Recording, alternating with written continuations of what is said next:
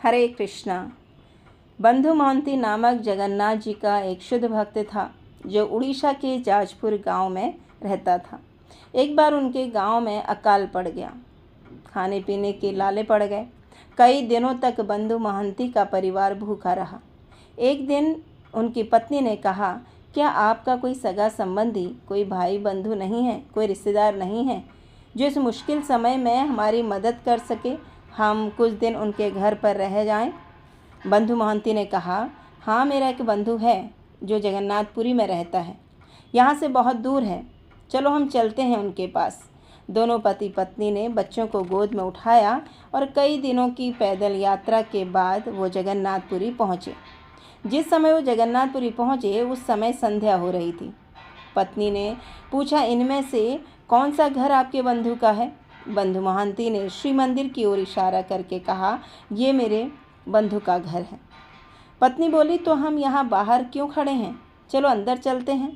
बंधु मोहंती बोले, आज उनके घर में बहुत मेहमान आए हैं, आज हम यहाँ बाहर ही रुकते हैं, कल उनसे मिलने जाएंगे।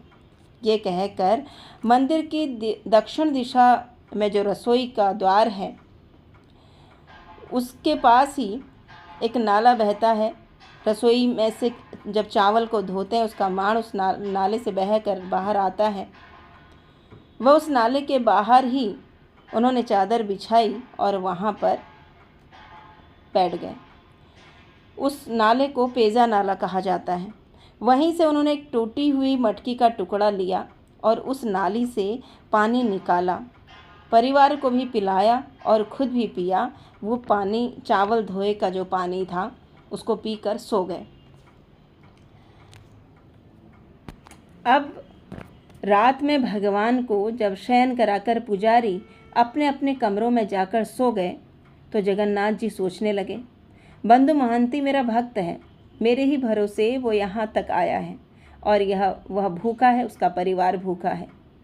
जगन्नाथ जी से रहा नहीं गया। वो उठे, अपने राज सिंहासन से बाहर आकर रसोई में गए और वहाँ से स्वर्ण थाल में सारे मिष्ठान भर कर दक्षिण दिशा के दरवाजे से बाहर जाते हैं एक ब्राह्मण के वेश में।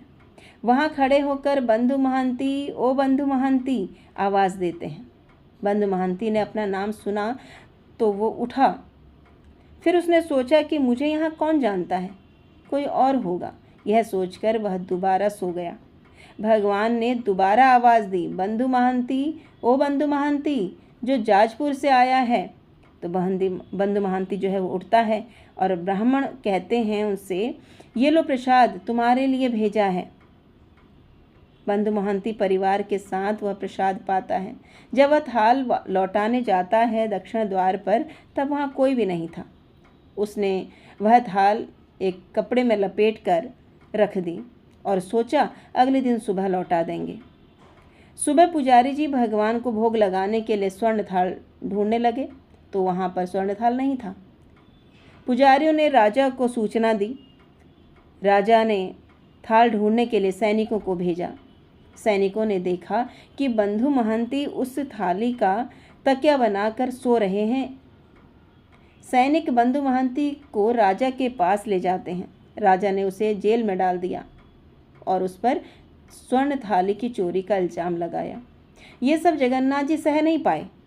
जगन्नाथ जी राजा के स्वप्न में जाते हैं, उनकी छाती पर बैठ जाते हैं और कहते हैं, बंधु मोहंती को रिहा कराओ, वो मेरा भक्त है, उससे क्षमा मांगो और उनके रहने की व्यवस्था करो। राजा घबरा जाता है ऐसे स्वप्न से। वह उठता है और बंधु मोहंती को रिहा कराता है। बंधु मोहंती को रिहा कराता है, उनसे क्षमा मांगता है और फिर दक्षिण द्वार पर उनके रहने के लिए निवास स्थान बनाता है। तो इससे पता चलता है कि हमारे एकमात्र जो बंधु हैं वो भगवान ही हैं।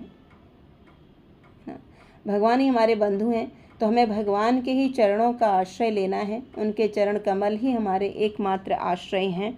इस प्रकार जब हम भगवान पर श्रद्धा और भगवान पर विश्वास करते हैं कि अवश्य रक्षिबे कृष्ण, है ना, भगवान ही हमारी रक्षा कर सकते हैं, भगवान ही हमें बचा सकते हैं। तो इस प्रकार का जो दृढ़ संकल्प, इस प्रकार का जो दृढ़ विश्वास, दृढ़ श्रद्धा हमारे अंदर होती है तो भगवान अवश्य ही उनकी रक्षा करते हैं। हरे कृष्णा।